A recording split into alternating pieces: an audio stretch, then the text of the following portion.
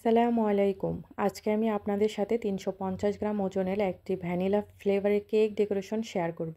কেকটাকে আমি ৫.৫ ইঞ্চি মোল্ডে বেক করে নিয়েছি, ২টা লেয়ারে কাট করে নিয়ে কেকের বোর্ডটাকে পরিষ্কার করে বোর্ডের উপর সামান্য পরিমাণ ক্রিম দিয়ে কেকের একটা লেয়ার বসিয়ে দিয়েছি পরিমাণ মতো সুগার সিরাপ দেওয়া হয়ে গেলে দিয়ে দিয়েছি অল্প পরিমাণে ক্রিম। যেহেতু এই কেকটার উপরে অনেক পরিমাণ ক্রিম থাকবে তাই ভেতরে ক্রিমটাকে ফিনিশিং করে উপরে আরও একটা লেয়ার বসিয়ে দিয়ে দিয়েছি সুগার সিরাপ। উপরে অল্প একটু ক্রিম দিয়ে কেকটাকে ফিনিশিং করে দিচ্ছি, মানে ক্রাম কোট করে দিচ্ছি। ক্রাম কোট করা অবস্থায় কেকটাকে আমি ফ্রিজে রাখবো। এই কেকটা আমি গরমের মধ্যে করেছিলাম, তাই কেকটাকে ক্রাম কোট করেই ফ্রিজে রেখেছিলাম ২০ মিনিটের জন্য। তারপর পাইপিং ব্যাগের মধ্যে নিয়ে নিয়েছিলাম ক্রিম এবং ছোট একটা নজেল নিয়ে কেকটাকে কভার করে দিলাম। কভার করা হয়ে গেলে ভালো মতো সব দিকে ক্রিমটাকে সমান করে দিয়ে তারপরে আমি প্যালেট নাইফের সাহায্যে কেকের উপরে আমি সমান করে নিব। উপরে মোটামুটি একটা ফিনিশিং দেওয়া হয়ে গেলে সাইডটাকে ভালো মতো সমান করে নিব। প্রথমেই সাইডটাকে ফিনিশিং দেওয়া হলেও দেখা যায় উপরে আবার ফিনিশিং দিতে হয়, তাই উপরে মোটামুটি একটা ফিনিশিং দিয়ে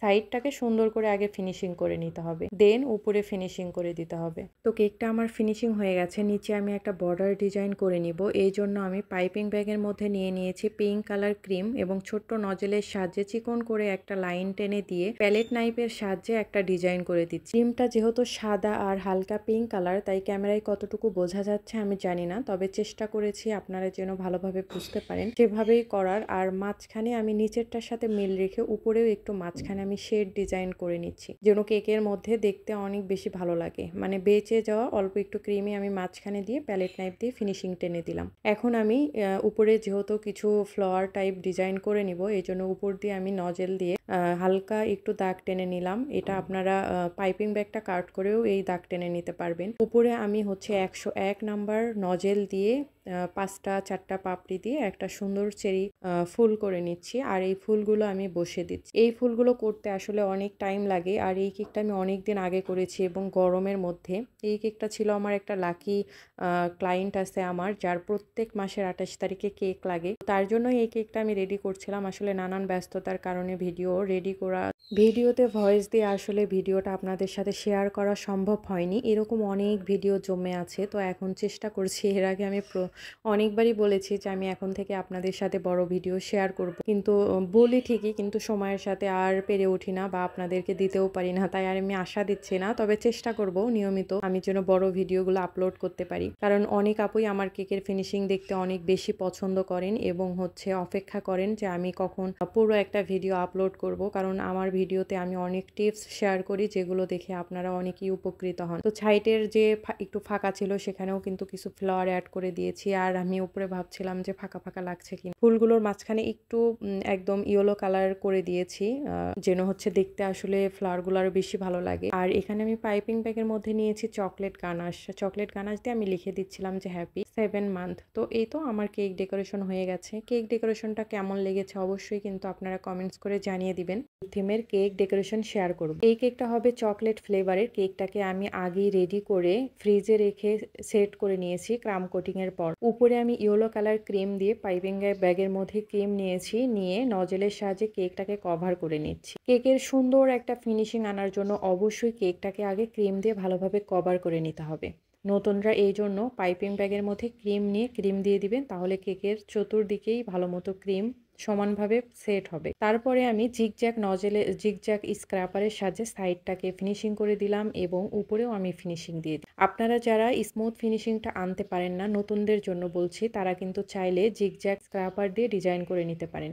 এখানে আমি স্টিলের স্ক্র্যাপার দিয়ে টান দিয়ে একদম স্মুথ একটা ফিনিশিং দিচ্ছি, কারণ আমাকে যে ডিজাইনটা আপু রেফারেন্স পিক হিসাবে পাঠিয়েছিলেন সেখানে স্মুথ ফিনিশিংটাই দেওয়া ছিল। যখন কাস্টমারের কোনো চাহিদা না থাকবে তখন আপুরা, যারা নতুন আপু, মানে জিগজ্যাগ ডিজাইনগুলো করলে টাইম যেমন কম লাগে, স্মুথ ফিনিশিং গুলো করতে গেলে অনেক ঝামেলায় পড়তে হয়, তো আপনারা এই জিগজ্যাগ স্ক্র্যাপারটা সেখানে কাজে লাগাতে পারেন। তো আমার কেকটা কিন্তু একদম ফিনিশিং হয়ে গেছে, তারপরেও যেহেতু একদম স্মুথ ফিনিশিং দরকার তাই উপরে আমি আবার একটু চেক করে নিচ্ছিলাম। উপরে এখানে আমি কিছু ক্রিম দিয়ে বানানো ফুল আমি বসিয়ে দিচ্ছি। আপু যেটা পাঠিয়েছিলেন সেখানে কিছু আর্টিফিশিয়াল ফ্লাওয়ার ছিল। আপু আমাকে নিষেধ করেছিলেন নন এডিবল কোনো কিছু ইউজ করতে। আসলে এডিবল ফ্লাওয়ার বা এডিবল যা কিছু আসে সেগুলো ইউজ করেই যেন আমি যতটা পারি সুন্দর করে দিই। তো এই জন্য আর কি আমি হুইপড ক্রিম দিয়ে বানানো কিছু ফুল বসিয়ে দিয়েছি, আর দিয়ে দিচ্ছি হোয়াইট কিছু সুগার বল।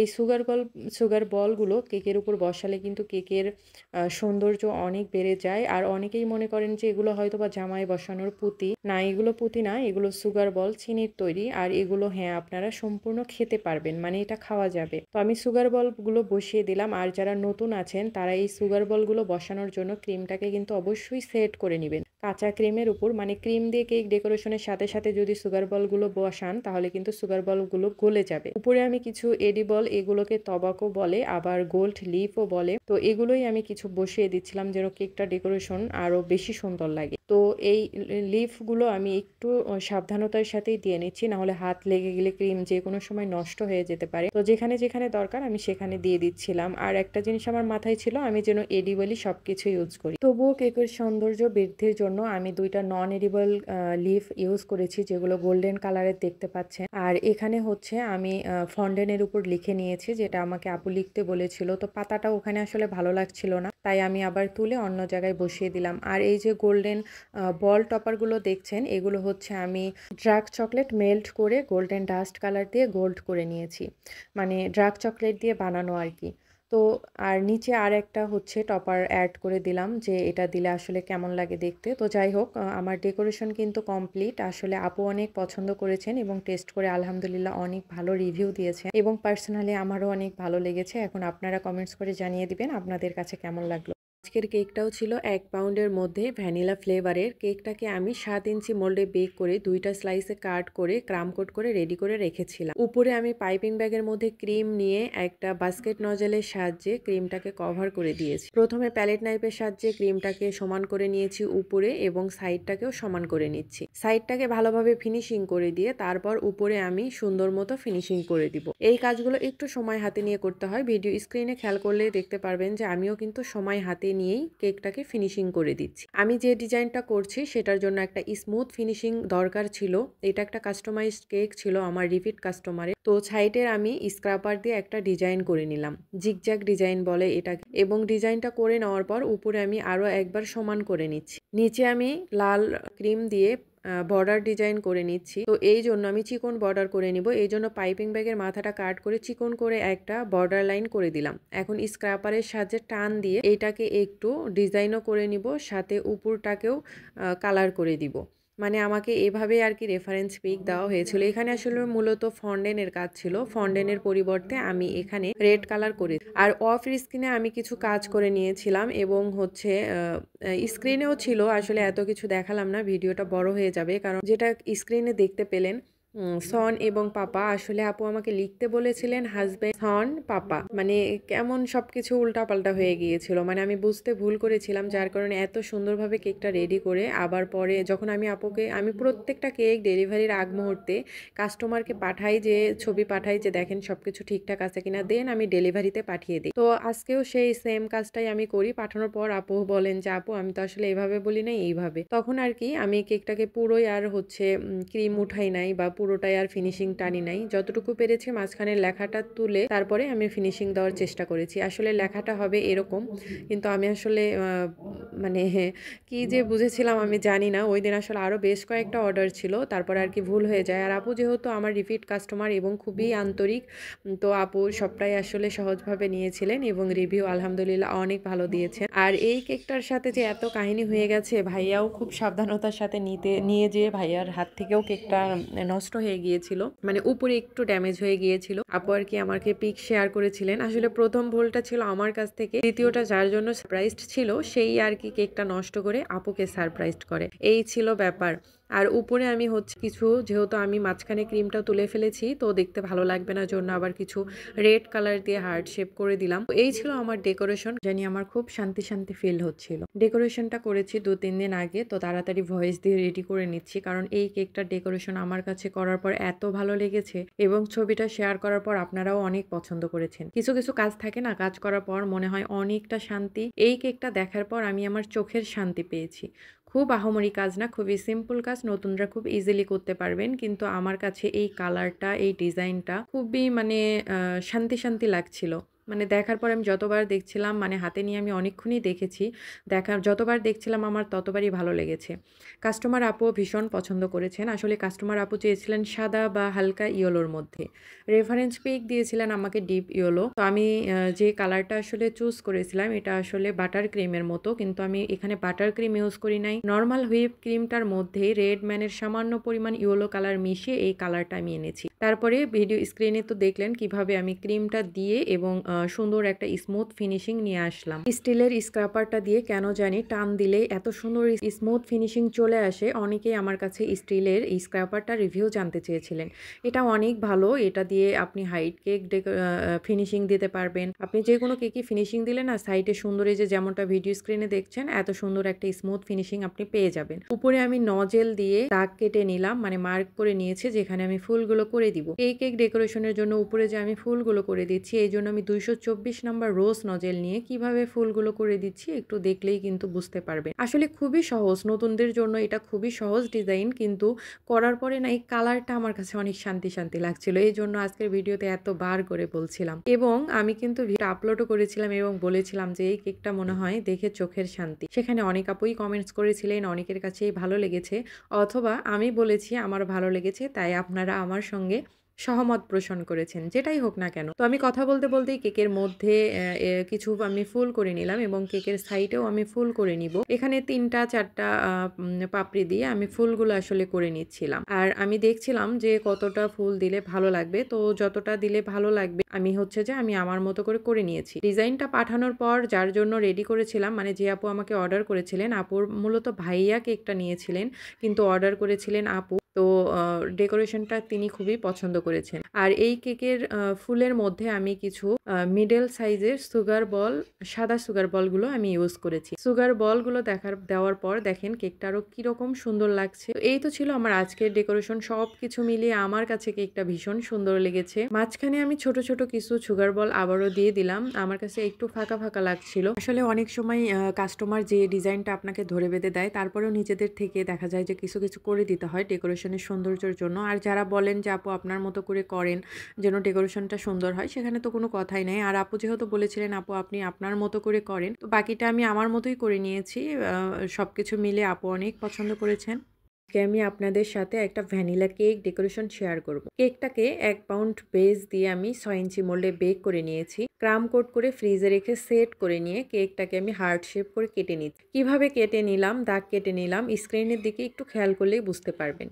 আমি খুবই সাবধানতার সাথে এবং আস্তে আস্তে করে নিচ্ছি যেন আপনারা ভিডিওতে খুবই ক্লিয়ারলি বুঝতে পারেন কিভাবে কি করে নিলাম। সরাসরি হার্ট শেপে করার থেকে যদি রাউন্ড কেক কেটে এইভাবে ডিজাইন করে নেন তাহলেই কিন্তু খুবই ইজিলি করে নিতে পারবেন। কেকটাকে বোর্ড থেকে সরিয়ে একটু কোনাকুনি ভাবে রেখে নিলাম যেন কেকটা ডেকোরেশন করতে আমার অনেক সুবিধা হয়।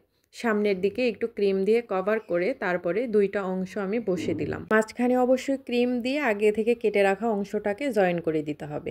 তাহলেই দেখবেন সুন্দর মতো সেট হয়ে যাবে। তারপর অল্প একটু ক্রিম দিয়ে আমি আবারও সুন্দর করে ক্রাম কোটিং করে নিচ্ছি। এই হার্ট শেপটা যেন আরো সুন্দর করে বোঝা যায় এই জন্য আমি সামনে থেকে একটু নাইফ দিয়ে কেটে নিলাম। এটা হচ্ছে অপশনাল, ডিজাইনের সৌন্দর্য করার জন্য একটু কেটে নিতে পারেন, তাহলে শেপটা সুন্দর মতো বোঝা যায় আর কি। তারপর আমি ওই তো বরাবরের মতোই পাইপিং ব্যাগের মধ্যে ক্রিম নিয়েছি আর 2B নজেল দিয়ে কেকটাকে ক্রিম দিয়ে কোট করে নিচ্ছি। আমি প্রত্যেকটা ভিডিওতেই খুবই সহজভাবে আপনাদের ডেকোরেশন করে দেখিয়ে থাকি যেন নতুন আপুদের একটু হলেও উপকার হয়। তো ক্রিমটা দেওয়া হয়ে গেলে আমি উপরে প্যালেট নাইফের সাহায্যে একটু ফিনিশিং করে নিলাম। সাইডে স্ক্রাপার দিয়ে জিগজ্যাগ ডিজাইন করে নিচ্ছি এবং ফিনিশিংও কিন্তু দেওয়া হয়ে যায়। চাইলে আপনারা কিন্তু প্যালেট নাইফের সাথে স্মুথ ফিনিশিং দিয়ে নিতে পারেন। কোনাকুনির এই কেকগুলো একটু সময় লাগে, এই জন্য আমি স্ক্রাপার দিয়ে এই ডিজাইনটা করে দিলাম। আর কাস্টমারের যেহেতু আলাদা কোনো চাহিদা ছিল না তাই আর কি এই ডিজাইনটাই করে দিয়েছি। উপরেও আমি ব্রাশ দিয়ে একটা ডিজাইন করে দিচ্ছি। এটা ক্যামেরায় বোঝা যাচ্ছে না কিন্তু বাস্তবে দেখতে অনেক সুন্দর লাগছিল।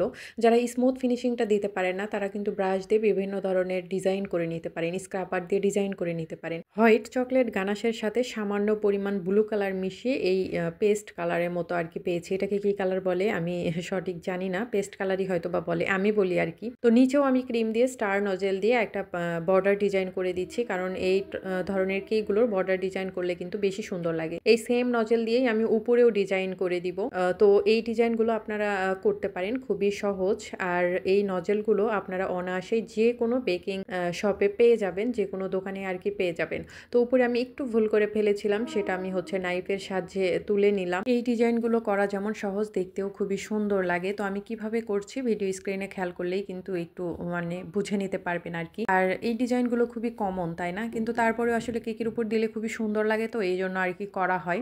আর কাস্টমারের তরফ থেকে কোনো ডিজাইন নিয়ে কোনো ধরাবাঁধা কোনো কিছু ছিল না, শুধু বলেছিলেন কেকটা যেন হার্ট শেপ হয়। তো আমি ওভাবেই করে বাকি ডিজাইনটা আমি নিজের মতো করে দিয়েছি। আর উপরে কিছু দিয়েছি সুগার বল, এবং ভেতরে আমি কিছু লিখেও দিয়েছিলাম, সেটা আর ভিডিও ক্লিপ নেওয়া হয় নাই। তো এই তো ছিল আমার কেক ডেকোরেশন। কেমন লাগছে অবশ্যই কিন্তু আপনারা কমেন্টস করে জানিয়ে দিবেন। ভ্যানিলা কেক ডেকোরেশন করছিলাম, খুবই সিম্পল কাজ, তো ভাবলাম তারপরেও আপনাদের সাথে শেয়ার করে দিই। তো এই যে আমি কেকটাকে ক্রাম কোট করে নিচ্ছি। ক্রাম কোট করে নিয়ে ক্রিমটাকে, নিচের ক্রিমটা সেট হয়ে গেলে উপরের ক্রিমটা দিয়ে সুন্দর মতো ফিনিশিং দিয়ে দিচ্ছি। এখানে পাইপিং ব্যাগের মধ্যে আমি ছোট্ট একটা রোজ নজেল নিয়েছি। আমি পাইপিং ব্যাগ দিয়েই প্রত্যেকটা কেক ডেকোরেশন করে থাকি, আপনাদের সাথেও এভাবেই শেয়ার করি। নতুনরা এভাবেই কাজ করবেন, তাহলে দেখবেন খুবই সুন্দর মতো স্মুথ ফিনিশিং চলে আসবে। পাইপিং ব্যাগ দিয়ে ক্রিম দেওয়ার আরেকটা সুবিধা হলো কোথাও কম কোথাও বেশি এরকম হবে না, সুন্দর মতো সব জায়গায় সমানভাবে ক্রিম যাবে এবং ফিনিশিংটাও আপনি খুবই সহজে দিতে পারবেন। তো কেকটাকে আমার ফিনিশিং করা হয়ে গেছে। এখন আমি 1M জনপ্রিয় একটা নজেল দিয়ে উপরে ডিজাইন করে নিচ্ছি। ডিজাইন দেখতে যেমনই হোক না কেন, কাস্টমার আমাকে এরকমই বলেছিলেন, রেফারেন্স পিক দিয়েছিলেন, তাই এখানে আমার নিজের থেকে করার কিছুই ছিল না। কাস্টমার যখন ডিজাইন সিলেক্ট করে দেয় তখন আসলে নিজের থেকে কিছুই অ্যাড করার বা বাদ দেওয়ার মতো কিছু থাকে না। তো কাস্টমারের মতো করেই আমি ডিজাইন করে দিয়েছি। কাস্টমার আপু অনেক পছন্দ করেছিলেন। এটা আসলে খুবই সিম্পল কাজ, নতুন যারা আছেন খুবই সহজেই করে নিতে পারবেন। তো তবুও এই কেকটা ডিজাইন করার পরে আমি নিজের থেকে কিছুটা সাদা সুগার বল অ্যাড করে দিয়েছি সৌন্দর্যের জন্য। খুবই অল্প কাজ করেও কেকের ডেকোরেশন কিন্তু সুন্দর করা যায়। আজকে এই ডেকোরেশনটা না দেখলে বুঝতেই পারবেন না। এই কেকটাকে আমি 1 পাউন্ড বেস দিয়ে রেডি করেছিলাম 6 ইঞ্চি মোল্ডে। তো কেকটাকে ক্রাম কোট করে তারপরে আমি কেকটাকে ফিনিশিং দিয়ে দিচ্ছি। তো ক্রিমটাকে আজকে আর আমি পাইপিং ব্যাগ ইউজ করি নাই। পাইপিং ব্যাগ ইউজ করলে খুবই অল্প সময় লাগে, আসলে প্যালেট নাইফ দিয়ে আমি দিতে পারি না, যেটা সত্যি কথা। তো মোটামুটি একটা ফিনিশিং দেওয়া হয়ে গেলে উপরে আমি অরেঞ্জ কালারের শেড দিয়ে দিব, এই জন্য আমি অরেঞ্জ কালার ডট ডট করে দিয়ে দিচ্ছিলাম কেকের উপরে। এটা হচ্ছে চীনা জেল কালার, এই কালারটা অনেক ভালো, আপনারা চকলেটেও ইউজ করতে পারবেন, ক্রিমেও ইউজ করতে পারবেন, গানাশেও ইউজ করতে পারবেন, খুবই ভালো একটা কালার চলে আসে। আর একটা কালার দিয়ে দিলাম পিঙ্ক কালার। তো দুইটা কালারই দেওয়ার পরে এই যে কিভাবে আমি শেড করে নিলাম একটু দেখে নিন প্যালেট নাইফের সাহায্যে। সাইডেও কিন্তু আমি সেম ভাবে শেড করে নিই। আসলে এই শেড করা কেকগুলো দেখতে ভীষণই সুন্দর লাগে, আর করাও কিন্তু খুবই সহজ। স্মুথ ফিনিশিং খুব একটা দরকার হয় না, না হলেও আসলে বোঝা যায় না। সাইডে জিগজ্যাগ স্ক্রাপার দিয়েও একটা ডিজাইন করে নিলাম যেন সুন্দর লাগে। মাঝখানে সেট করে দিলাম একটা ডল। এই ডলগুলো বসিয়ে দিলে কেক কিন্তু ভীষণ সুন্দর লাগে। সাইডে বসিয়ে দিলাম বেকহম, এটা হচ্ছে পিঙ্ক কালারের, এর সাথে মিল রেখেই আমি করেছি। আর কিছু পিঙ্ক সুগার বল অ্যাড করে দিচ্ছিলাম, এটা সম্পূর্ণই কেকের সৌন্দর্যের জন্য। তো এই তো সিম্পল ডেকোরেশন কেমন হয়েছে